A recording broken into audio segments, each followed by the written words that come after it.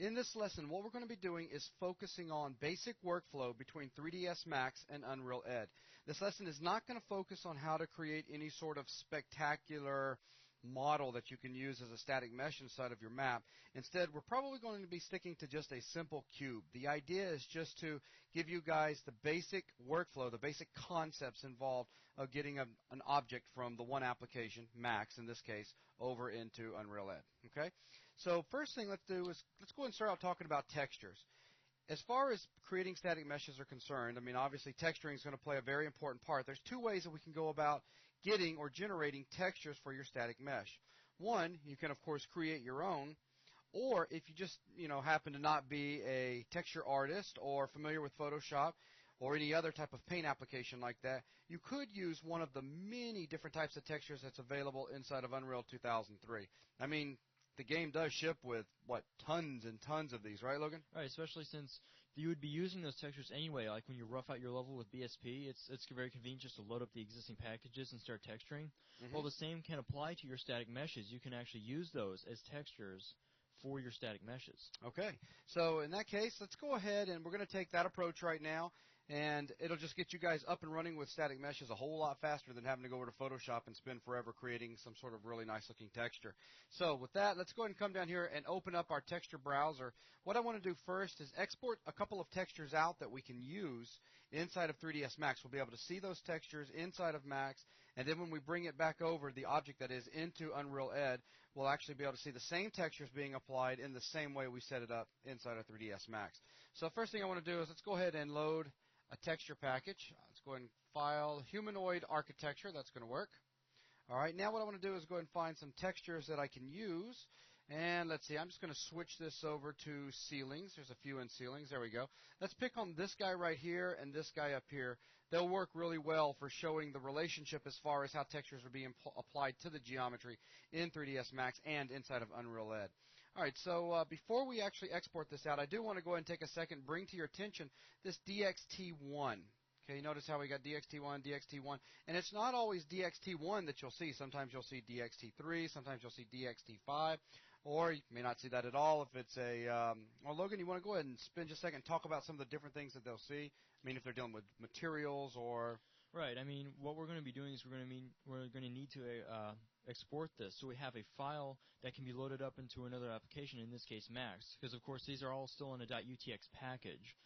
So what we're going to need to do is when we export them to a file, the file type will be dependent on what type of texture it was. If it was DXT compressed, then it will have to be saved out to a DDS, which is a direct draw surface, right, DirectX type thing. Whereas if it was a different format, it might generate a different file type after you export. Exactly. Now in this case, this is what I was getting at, where you can see DXT1, you can see DXT5. Here you're seeing a one pass, where this is an actual material that's using textures to generate this final look right here. And there's just a bunch of different things that you may end up seeing, even though this is not a focus on different texture compression methods and things that you're going to see inside the texture browser like this. It is important to go ahead and point this out, because if you're using 3ds Max version 4, then you're going to need to go out and get a plugin so that you can use DDS files in your actual material editor to texture your geometry. If you're using Maya, and at least the last time I checked, they do not have a plugin, but you can get a plugin for Photoshop and read the file in there, the DDS file, and then save it out into a format that'll work inside of Maya. Right. I mean, yeah, with Max 5, you can just go ahead and open up a DDS. If you have other applications that you need to get the texture into, then you might look into that Photoshop plugin just so you can convert it into any format you need. And right now, I'm not going to pull up a browser, but do you want to tell them roughly where to go? It's off of developer.nvidia.com. There you go. And just dig around in there, you'll find it. Okay, so let's go ahead now and switch this back over to, let's go ahead and go back to ceilings. There we go. And let's export this out. So let's go ahead and take this guy right here. So I'll go ahead and click on him, right-click. I'm going to come down to Export to File. Now you see I've already got a VTM folder that is set up. I just set this up under our Unreal Tournament 2003 folder, and we're just going to work inside this area. Here is the direct draw surface, the file format that we were talking about just a second ago using DirectX compression. So I'm just going to go ahead and hit Save. Now we're going to grab this one, right-click, Export to File, and again, same thing. Okay, so now we've got those exported. Let's go ahead and go over inside of 3ds Max now, and let's see if we can apply these to some geometry. So I'm just going to tab on over 3ds Max. There we are. First thing we need to do, set up our grid. Okay, I want to make sure that what I create inside here and what I create inside of Unreal Ed, those things are going to match up. Okay, so first thing, actually, let's go ahead and jump back over to Unreal Ed for just a second, and we'll close out our browsers. Actually, that managed to actually tab us back over. That was pretty strange. Okay, let's do this. Let's start out by first, I'm going to come back into my texture browser. This will make sense in just a second. Let's grab somebody that looks pretty good right there. And I'm going to come down here and create a quick room. So with the guy in there, I'm just going to simply do Control S to subtract that out. So there's our room. Okay, let's just go ahead and come on down here. And now, take a look. We've got 256 by 256 by 256, right? And right now my grid is set at 16 units. And if I was to go ahead and come up over here, let's go ahead and zoom in. Okay, you'll notice that I've got major division lines. This is the darker gray. Then I've got these light gray lines. We've got 1, 2, 3, 4, 5, 6, 7, 8. So we've got a major division line every 8 units. And right now, this is set to 16, so basically one of these units is equal to, Logan? 16 Unreal units. 16 Unreal units, absolutely. So now to do the same thing over inside of 3ds Max, what I'm going to do is come up to Customize, and then simply come down to Units Setup. And then from inside Unit Setup, I'm just going to be using generic units. I'm going to come up here and click on System Unit Setup. Make sure that this is set, default is 1.0, and it's set to inches. Okay, that's equal to 1 unit inside of 3ds Max. So I'll go ahead and click OK. So all that's set up good. Now what I want to do is adjust my grid. So I'm going to come back up to Customize and then come down to Grid and Snap Settings. Okay, from inside the Grid and Snap Settings dialog box, what I'm going to do is come over to the Home Grid tab like such. And my grid spacing, I'm going to set this to 16. Okay, so now that's actually going to match back inside of Unreal Ed as well. Now, major lines for every nth grid. Well, we saw that we had major grid lines every 8 units, so we'll go ahead and put 8 in here. And as far as perspective view grid extent, this is how far out we're going to see our grid in perspective view. So perhaps we can just take this up a few. Let's go ahead and go all the way up to 16 with it. So with that said, the next thing I'm going to do is come over here to Snaps, and I'm going to make sure that Grid Points is turned on. It's okay to leave Vertex on. You can turn it on, turn it off. Right now we're not going to be working with vertices, but we definitely want to make sure that we are snapping to Grid Points when we turn Snaps on in just a minute. Okay? So let's go ahead and turn this off. Now we've got everything set up. Next thing I'm going to do, from my main toolbar up here at the top, I'm simply going to come up here to my Snaps, click, I'm going to get my flyout, and I'm going to come and change it to a 2D snap. Okay, so simple 2D flat snapping. Now what I want to do is create a box. But before I do that, let's go ahead and kind of back out so that everybody can see the major grid lines. Okay, and then of course the minor grid lines. So we'll just kind of move in a little bit. I'm going to go ahead and activate my box tool. You'll notice that inside my active viewport, I can see this new cyan colored little graphical indicator. This is where I'm going to be snapping to. If you go over onto a viewport that is not active, you will not see your little snap indicator, so just be forewarned. Now let's go ahead and just start right here on one of the major crossing points, and we'll click, hold the left mouse button down, and we'll drag out to the other corner. So we've gone 2 major units across and 2 major units down, 2 major grid lines if you want to look at it that way. Now let go of the mouse button. Of course, I'm not done creating the box yet. Now I'm simply going to push the mouse upwards. And we'll go up to about right there, and I'll simply click. And what we've got, if I come down, middle click over here in my perspective view and just simply back away, we've got a perfect cube. And look over here up under the parameters rollout. This cube is 256 by 256 by 256. So Logan, if I made a 256 by 256 by 256 cube over inside of Unreal Ed, and I've come over here to Max and I've set my grid settings the same, and I've made a cube that's the same size, these two guys are going to be exactly the same. Shouldn't they? Yes, they will. Okay. So now let's do this. My box tool is still active, so I'm going to simply right-click to get rid of that.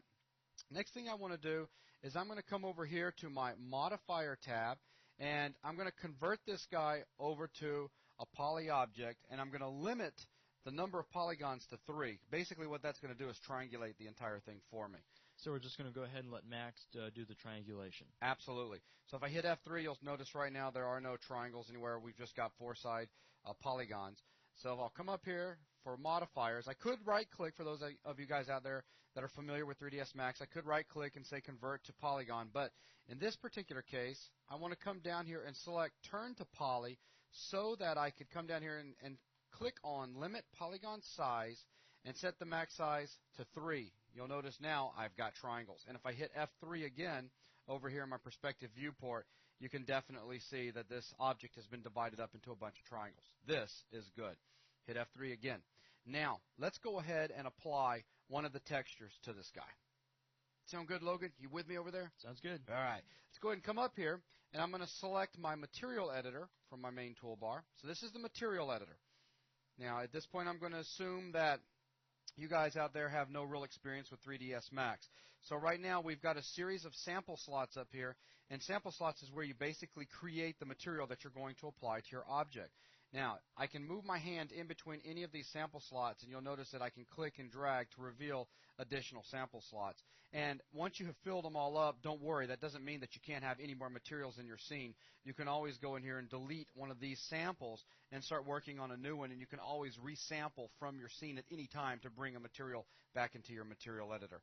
So, we've got a material right now, or a sample slot selected. You can see the highlight, okay? Now, that's the one that we're currently working with.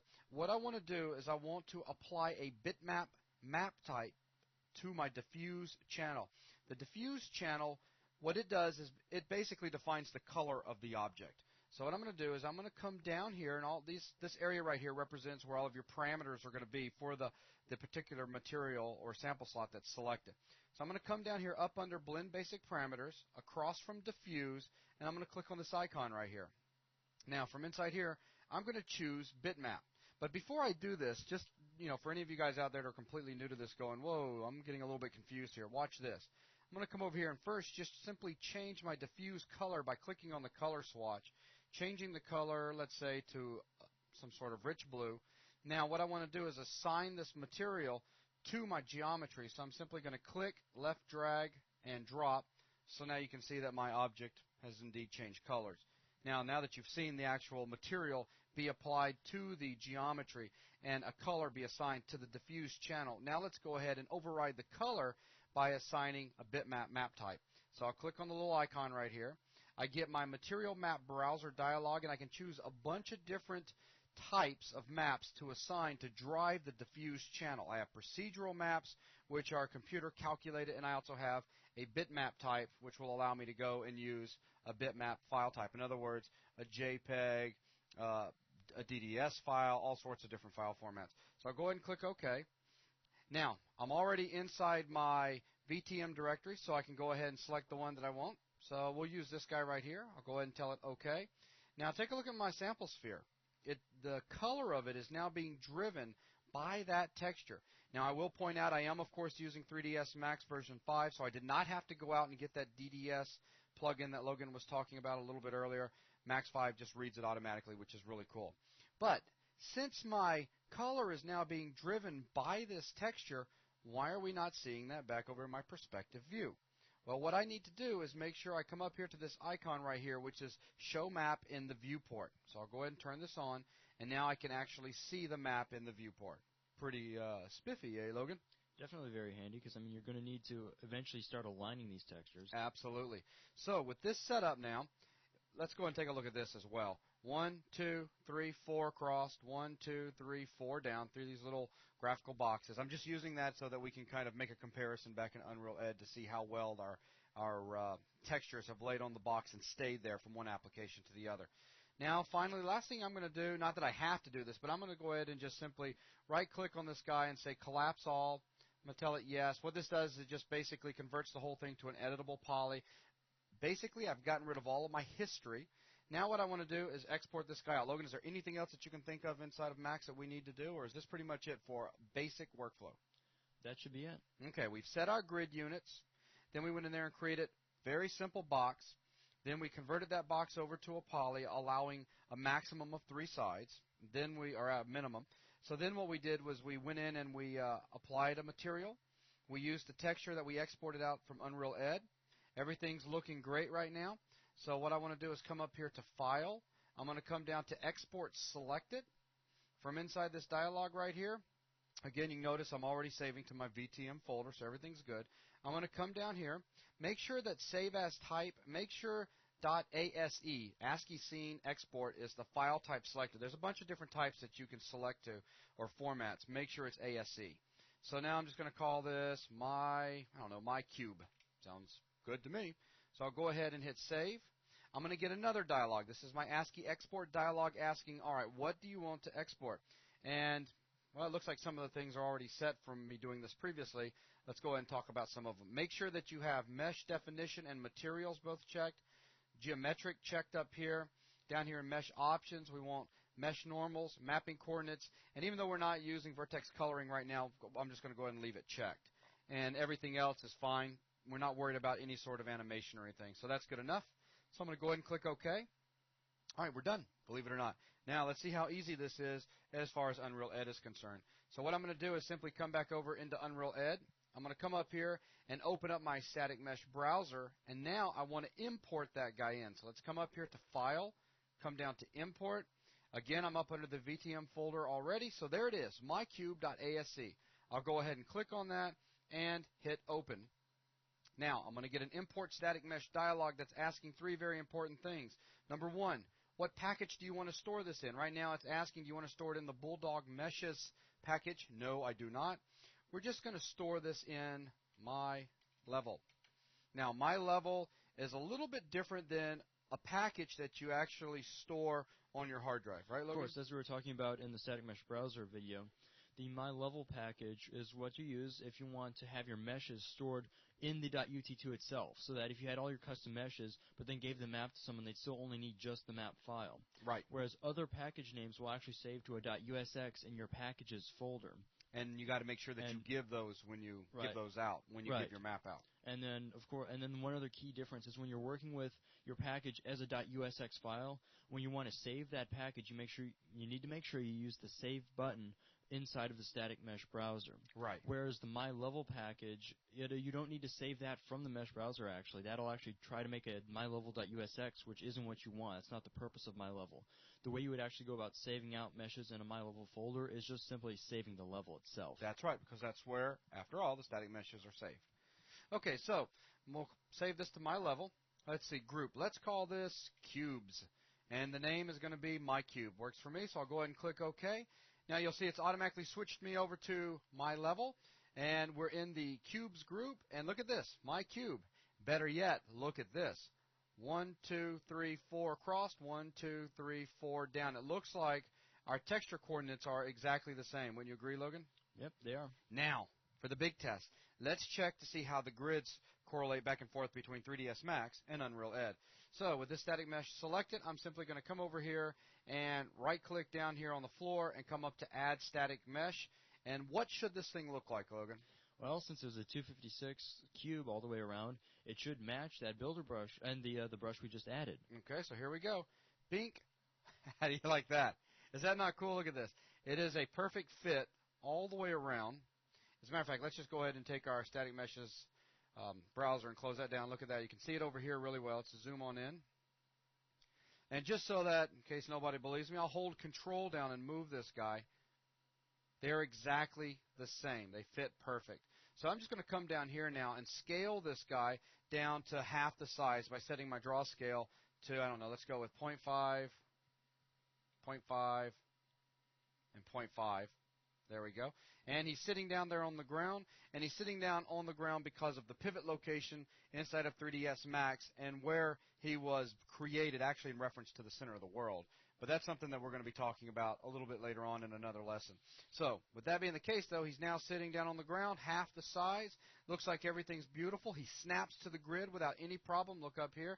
Simple Control, left click, snap, snap, snap, snap. And snapping's important, isn't it, Logan? Most definitely. I mean, if you're making a walkway, you would, of course, want the pieces to snap together. Absolutely. Okay, so now we've done something simple. Now let's up this a little bit. Actually, before we up it, let's do this. Let's go ahead and come back into our Static Mesh browser. And from in here, let's come down here to all of the different parameters available. And I'm going to go ahead and open up Materials. Okay. Up under the materials, I have a Sub-Zero down here that I can open up as well. And then with this guy, what I can do is I can come down to material, and I can change this material type at any time. This is really cool. So once you've got your texture coordinates set up over in 3dsmax and textures lay on there on the object the way you want them to lay, when you come back over into Unreal Ed, you could actually use something different. Let me show you what I'm talking about. Let's go ahead and come back over here to textures, and let's see. Let's go ahead and actually let's turn all off, and let's pick on somebody else. Something that looks interesting. Let's see. Borders. How about walls? Wall. How about that guy? Okay. I don't know. That looks good to me.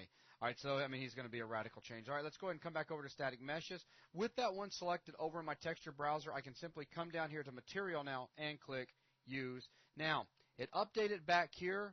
Don't be alarmed that you didn't see it update up here. All you need to do is do any sort of navigation whatsoever, and you'll automatically see it update inside your viewport in the static mesh browser. Okay? So just real quick, this brings up another point. You saw how we had to export the texture out first. We didn't actually bring the texture itself back in. That was just from the package that was already in the game.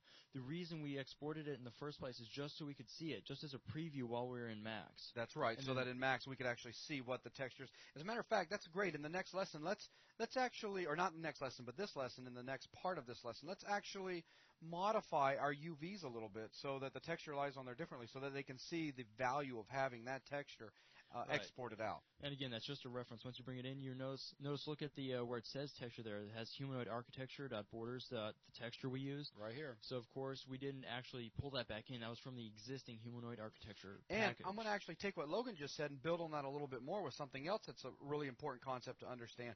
You can export, or watch this, let me back up a little bit. You can open a texture package, find a texture you like, export it out, and then let's say you ended up closing Unreal Ed and you had to go do some stuff, then you came back, sat back down, you're working at your computer, you get Max up, you're doing your stuff, you get your texture brought in, you get it all set up, and then you open Unreal Ed back up and you bring it into Unreal Ed, and suddenly the texture is the default, the little green bubbly texture. Right, and if you open up material, it just says none instead of pointing to a real texture. Exactly. The reason right now that you're seeing this texture automatically be assigned to this guy when we bring him in is because the texture pack was already loaded.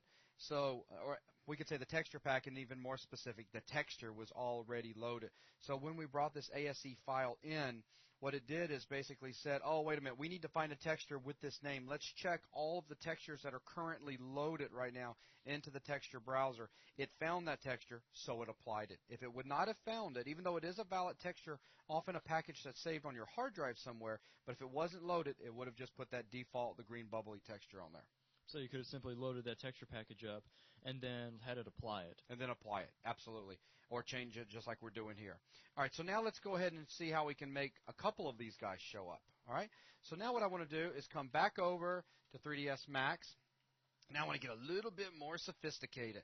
What I want to do is go ahead and open up my editable poly and come down here and select polygon so that I can come in and I can select this guy one face at a time. Okay. So let's see how well this is going to work with it being triangulated. What I'm going to do is I did a marquee select so that I grabbed all of my sides all the way around. I do not have the top. I do not have the bottom polygon. Now I'm going to come over here to another material, and I'm simply going to click and drag that material down to assign it all the way around. Notice how it did not change the top and it did not change the bottom. Okay. Now, let's go ahead and come back down. Again, I'm working inside this new sample slot right here. Let's come back down to diffuse. Let's click this little icon right here to assign another bitmap, so I'll double-click it. Now, which one do we want to add? This time, let's grab this image right here that we exported out of Unreal Ed a few minutes ago. Go ahead and tell it open, so it's now assigned. Let's go ahead and click the Show Map and Viewport icon. Look at that, Logan. Nice, huh? Now, what I want to do is, with this selection still in place, I want to place a modifier on top of this, okay? I want to be able to adjust my UVs. UVs dictate how a texture will actually be laid out on your geometry. And I want to make it to where right now I'm looking at 1, 2, 3, 4, 5, 6, 7, 8 of these little graphical whatevers all the way across. Let's say I only want to see 4. And let's say that you see this little top line that's running around right here and the top line or the bottom line that's running around right there. Let's say I want to move those down to the bottom and up to the top to kind of act like a little bit of a border. Okay? So what I'm going to do, leaving these polygons selected, I'm I'm going to come up here to my modifier list, drag all the way down, and come down here and select a UVW map modifier. So I'll simply click on it. Now you'll notice that it looks like my textures just went kind of wacky, and I've got this orange outline going around it. This orange outline is a gizmo, okay? And right now, the projection type that we're using, or the UV mapping, is a planar.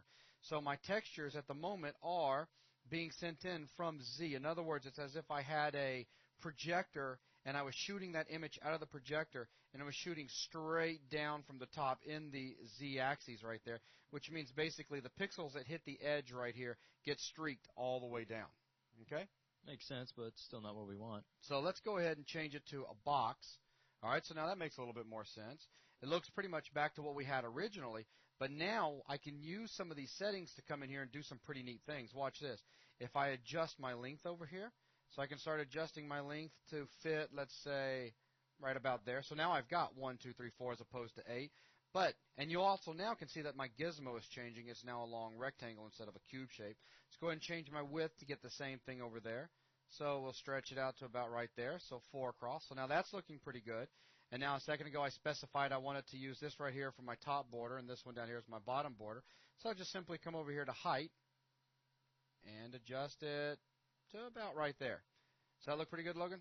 Oh, yes. It's a lot more matched up now. It's what you wanted. The borders across the top and bottom and 4 across the side. Absolutely. All right, so now what I want to do is go ahead and come back over here, right-click, and, again, collapse all. And, yes, I want to go ahead and collapse. I don't want to hold anything. So now I'm dealing with just my editable poly. At this point, I now have 2 different textures that I'm using. Now, inside this lesson, we're not going to get into the different material IDs. I guess we could real quick talk about this. Take a look at this. Let's go ahead and click a sample slot down here. Now what I want to do is sample a material from inside the scene that's on an object. So I'll click this little eyedropper. I'll come over here and simply click on this, and look what happens. I'm going to take a second and talk about this simply because some of you guys out there may be surfing the web, and you'll find different tutorials available for texturing static meshes inside of 3ds Max, and it's going to start talking about different material IDs and all this stuff, and that may be a bit confusing if I don't at least, I guess, take a second and mention it here. The way I showed you guys by just going in and selecting polygons and dragging and dropping, of course, is the most, in my opinion, the easiest way to go about doing it. But look at this. Basically, right now, the one texture, this one right here, you can see a little picture of it right there, is being applied to everything on this geometry that has a material ID of 1. Well, how do we know about these material IDs? Look at this. If I come up here and go back into polygon mode and select the polygon, what I want to do is actually turn my snaps off real quick. I'm just going to simply come in here and hit S to turn snaps off and select this polygon right here. And now, if we start scrolling on down into the polygon properties rollout, look at this, material ID. It is set to 1, and whatever is set to number 1 is using this one right here. If I was to come in here and set it to 2, look at that. We're now using whatever is set to number 2. Does that make sense, Logan? So basically what happened when you started out with 2 separate materials, but then applied them to different faces, what it had to do is actually make this multi-sub object for this cube? It basically made a multi-sub object material type that encompasses different materials. And then it uses the material ID to specify what polygon is going to have it assigned. So that's an example of where you don't actually have to have a material in the material editor itself for it to exist in the scene. That's right. So let's go ahead now and take this back down to number 1, so everything looks good. All right, so hopefully this made sense. Of course, we can still make adjustments if we want to by coming in here. I can click, and now look at this. These guys look exactly the same. I got news for you. They are exactly the same. It's the exact same thing. Then I can make any sort of changes I may want to. I can then step back up and just continue working. I can add, by clicking Add up here, additional material IDs. I can bring in new texture maps, and I can continue breaking this down further if it, of course, was a more complex object. Right. If you started with 2, then decided you needed a 3rd texture on something, just go down, add another material, and then select the polygons and set their ID to 3. And all of a sudden you'd be working with a 3rd material on your object. Absolutely. All right, so with this little demonstration, now what I want to do is go ahead and export this guy out. So again, following the same rules, File, Export Selected, and we've got my cube. Let's call this guy my cube number 2. I'm going to go ahead and tell it to save. Basically, all the same settings that I used a few minutes ago, they're still in there. So I'll go ahead and tell it OK. Let's Alt-Tab back over to Unreal Ed. Let's go ahead and do a File, Import. Hey, my cube number 2. I'll go ahead and tell it to open. Now, look at this. It's already my cube number 2. Put it in the cubes folder in my level. Everything's already set up exactly where I want it to be. I'm going to go ahead and tell it OK. Now you can see I've got cube, and there's cube, my cube. Look at that. The top of it, let's go back up here. The top of it, I've got the same texture that I left on the top back over inside of 3ds Max. The side is now using the correct side. And the correct side has now got the new UV coordinates that we've applied to it, right? Let's see, 1, 2, 3, 4, right? I'm looking over at Logan right now. That's why I'm like missing things on the screen. So basically everything that we did over in 3ds Max translated beautifully back over here into Unreal Ed, right? Exactly. Now, what I want to do is put this object over here into the scene, but I'm going to cheat. I don't want to keep this cube over here no more. I want to change this static mesh into this static mesh. A very easy way we could go about doing that as opposed to deleting this and then adding this one in and then scaling it down. A lot of work in there. It's kind of a workflow tip. I could simply double-click on this static mesh right here and then come up in the static mesh actor properties. I can come down to display, and then from display I can simply come all the way down to static mesh down here. And with that static mesh selected back here in the static mesh browser, now I can simply just come over here and say use and take a look at this. I've still got my scaling properly. Everything's looking real good down there. Let's go ahead and kind of move up a little bit. There we go. Looks great, doesn't it? Oh, yeah. A lot easier, too. Okay. So this was the basic workflow as far as 3ds Max to Unreal Ed is concerned using the .asc file format. Basically, we started out by picking some textures that we wanted out of a texture package. We exported them out. We then talked for a second about the DDS file format. Just in case you are working in 3ds Max version 4, you're going to need a plugin to be able to see that texture inside of 3ds Max. Then what we did is we simply went over to Max. We made a cube. Well, first we set our grid. We talked about how important it was to set the grid. We set our grid up. We made a very simple cube. We brought the material in. We applied it. We also converted the cube over to a poly object, limiting our sides to only 3 so that it's triangulated. Then we exported the selected object out as an ASC file. We brought it in over here. Everything worked great. Then we went back to Max again, and we got a little bit more sophisticated by going into a sub-object level and selecting multiple polygons and assigning a different texture. And then we talked for a second about material IDs and all that good stuff. We also looked at the UVW map modifier and how we could use it for adjusting the way that the texture is actually being applied to our geometry. And then finally, we exported that out, brought it over into Unreal Ed. It looks absolutely great. The textures are laid on there the way we want it to. And that's pretty much everything we need to talk about as far as basic workflow goes with 3ds Max to Unreal Ed. Right. I mean, it's almost integrating the two in the fact that we used existing textures and then made a totally separate object out in Max, but then brought that back in and actually used it in a level. Oh, yeah, and this does allow me to point out one more thing that's really cool. Let's go ahead and close out our properties dialog box. Now, my cube 2 selected down here. Look at this. Up under materials, now we have a sub-0 and a sub-1. If we came down here to sub-1, let's say I wanted to, let's go ahead and come back over to textures, and let's pick something else out. Let's say I want to go to, let's see, what do you want to go to? Yeah, walls. Walls sounds good. And let's see, come on down. Yeah, let's pick something like that. That'll look nice and crazy on it. Okay, now remember it's been scaled up a little bit, but this should still run in the middle, so it should look pretty good. Now let's simply come back over to static meshes and take sub-1 down here, take its material type, and we're going to say use it. Check that out. Oh, wow. Pretty neat, eh? That's not bad. See, it lines up really it well. must have been a similar size texture to the one we actually aligned, so it's going to keep similar properties because it was the same size. And so look at up here, as a matter of fact, it even looks now like this is kind of beveled out a little bit. Pretty neat, eh? All right, so anyways, that's going to conclude this lesson right here. Hope you guys got a lot out of it. You're going to be following this basic workflow through the generation of static meshes from 3ds Max and taking it over into Unreal Ed. Now, in another lesson, we will start exploring some of the different modeling tools you have available so that you can start creating things just a little bit more interesting than a cube. That concludes this lesson. Thanks a lot, guys.